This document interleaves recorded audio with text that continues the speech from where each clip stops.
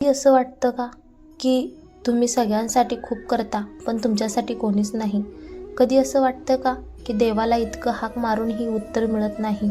आजचा हा संदेश तुमच्यासाठीच आहे. श्री स्वामी समर्थ. स्वामी समर्थ म्हणतात, मी तुम्ही प्रत्येक हाक ऐकतो, पण योग्य वेळ येण्याची वाट पाहतो. आपण अधीर होतो, आपण लगेच चमत्कार अपेक्षित ठेवतो, पण स्वामींची वेळ वेगळी असते. आपण म्हणतो, आता मदत करा. स्वामी म्हणतात, थोडं अजून सहन कर, मी तुला अधिक मजबूत बनवत आहे. तुमच्या आयुष्यात जे संकट आलं आहे ते शिक्षा नाही, ते तयारी आहे. कारण मोठ्या आशीर्वादापूर्वी मोठी परीक्षा येतेच.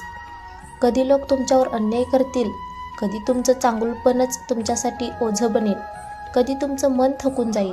पण त्या क्षणी लक्षात ठेवा, ज्याच्या डोक्यावर स्वामींचा हात असतो त्याला खाली वाकण्याची ताकद जगात कुणाकडे नसते.